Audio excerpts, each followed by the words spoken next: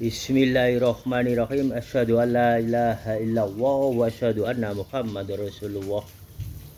Niki wonten ingkang tiyang tanglet masalahipun nggih niki perilaku kehidupan sehari-hari sing wingi menika kula sampaiaken dhateng panjenengan bab keluarga sing ingkang pun cereh menika.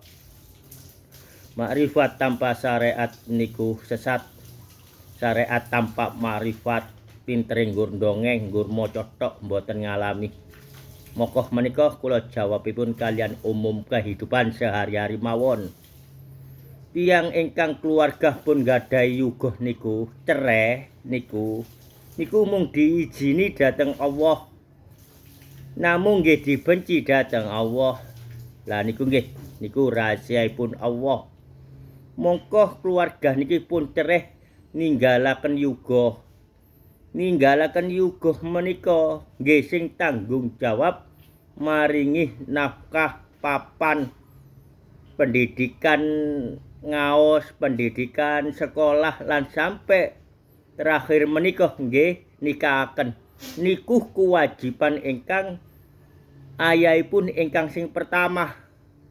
Lah mongko menika niki sing ditangletaken ayahe niki mboten tanggung jawab dhateng yugae ingkang sing pun istri diceraiaken menika. Nah niku nggih niku namiye kula jawabipun elmune kalian umum mawon. Tiyang singen menika sanjang. Lek enten tiyang ingkang cereh niku mboten tanggung jawab dhateng yugane. Niku singen elmune sanjangipun tiyang singen kados batang klenyut. Nah niku batang klenyut niku napa? Nggih niku wau. Krana mboten ngilingi napa angsale sewaktu tasih keluarga menika. Angsal yuga menika.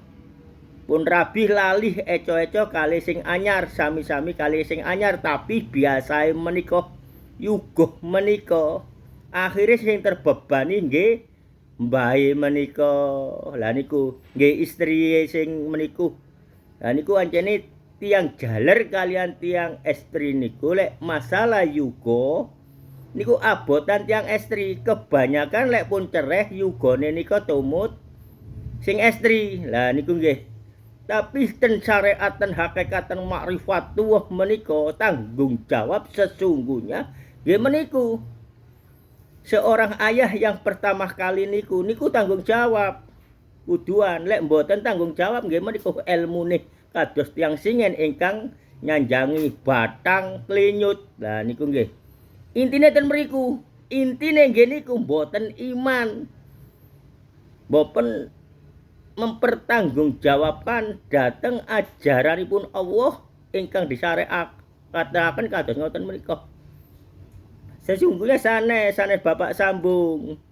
Namung umum mawon secara rahasia, secara akal niku nggih ngoten. Lek gelem dhateng ibuke ya gelem dhateng anake.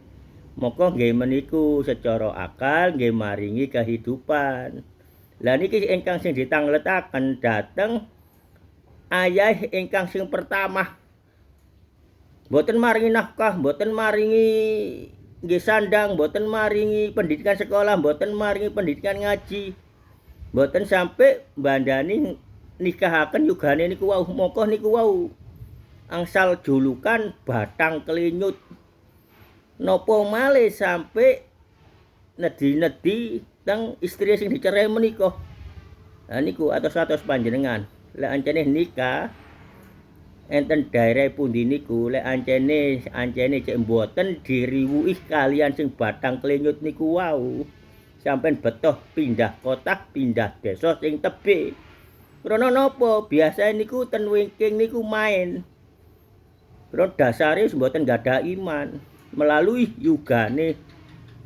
Kados nedhi yatra-yatra yugane niku dikengken bapake sing pertama niku wau. Sehingga ayahe sing kedua niki mboten ngerti.